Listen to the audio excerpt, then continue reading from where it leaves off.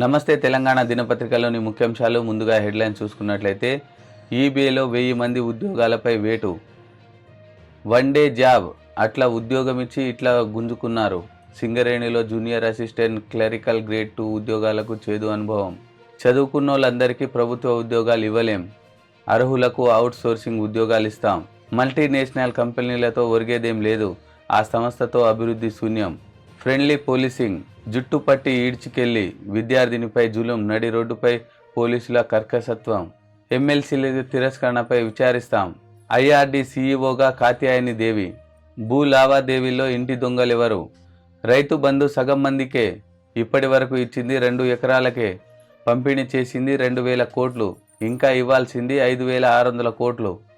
రైతు బంధు అడిగితే చెప్పుతో కొడతారా? కాంగ్రెస్ నాయకులను ఏ చెప్పుతో కొట్టాలి? 100 కోట్ల అక్రమాస్తులు. హెచ్ఎండిఏ మాజీ డైరెక్టర్ ఇంట్లో ఏసీపీ సోదాలు. చివరి వరకు కేసీఆర్తోనే, మాపై దుష్ప్రచారం చేస్తున్నారు, అధిష్టానానికి మాపై నమ్మకం ఉన్నది.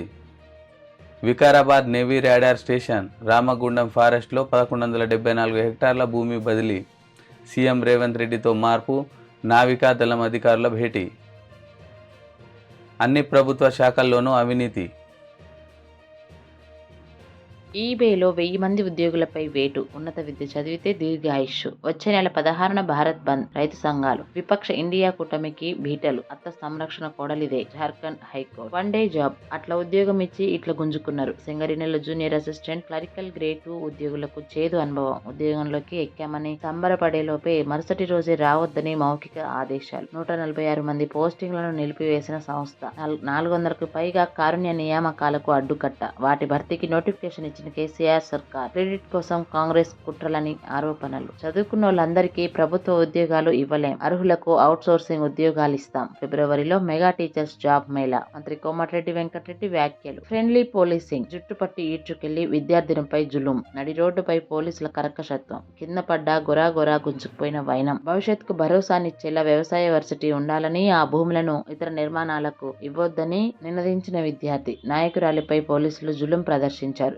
శాంతియుతంగా నిరసన తెలుపుతున్నా కర్కశంగా ప్రవర్తించారు. మల్టీనేషనల్ కంపెనీలతో ఒరిగేదేం లేదు, ఆ సంస్థలతో అభివృద్ధి శూన్యం, వాటితో ఉద్యోగాలు, ఉపాధి సమానత్వం లభించదు. చిన్న పరిశ్రమలు, స్టార్టప్లను అవి మింగేస్తున్నాయి. సూక్ష్మ, చిన్న మధ్య తరహా పరిశ్రమల ద్వారానే అభివృద్ధి. రాష్ట్రంలో ఎంఎస్ఎంఈలు, స్టార్టప్లను ప్రోత్సహిస్తాం. వెండర్స్ డెవలప్మెంట్ కార్యక్రమంలో భట్టి విక్రమార్క. ఎమ్మెల్సీల తిరస్కరణపై విచారిస్తాం. హైకోర్టు వెల్లడి. దాసోజు, కుర్రా పిటిషన్లపై విచారణ. ఐఆర్డీ సీఈఓగా కాత్యాయని దేవి. పశుసంవర్ధక శాఖ సంయుక్త కార్యదర్శిగా అమోయ్ కుమార్. వెయిటింగ్ ఐఏఎస్లకు పోస్టింగ్. భూ లావాదేవీల్లో ఇంటి దొంగలెవరు? సర్కార్ విచారణ ఏమైంది? రంగారెడ్డిలో 98 దస్తావేజుల అక్రమ రిజిస్ట్రేషన్లో తేలని గుట్టు. తాజాగా 5 జిల్లాల కలెక్టర్లతో ధరణి కమిటీ సమావేశం. ప్రాధాన్యం సంతరించుకున్న రంగారెడ్డి కలెక్టర్ శశాంక హాజరు. రైతు బంధు సగం మందికే. రైతు బంధు అడిగితే చెప్పుతో కొడతారా? కాంగ్రెస్ నాయకులను ఏ చెప్పుతో కొట్టాలి? డిసెంబర్లోనే ఇస్తామన్న రుణమాఫీ ఏమాయే? నమ్మితే ఆటో కార్మికుల కొంప కొల్లేరు చేశారు. బస్సుల్లో మహిళలు కొట్టుకునే పరిస్థితి తెచ్చారు. కాంగ్రెస్ బీజేపీ పార్టీల మధ్య మ్యాచ్ ఫిక్సింగ్. రైతులు ఓటుతో కాంగ్రెస్ పార్టీకి బుద్ధి చెప్పాలి. బీఆర్ఎస్ వర్కింగ్ ప్రెసిడెంట్ కేటీఆర్ పిలుపు. కరీంనగర్ లో సోషల్ వారియర్స్ తో సమావేశం. ఇప్పటి వరకు వచ్చింది 2 ఎకరాలకే, పంపిణీ చేసింది 2000 కోట్లు, ఇంకా ఇవ్వాల్సింది 5600 కోట్లు.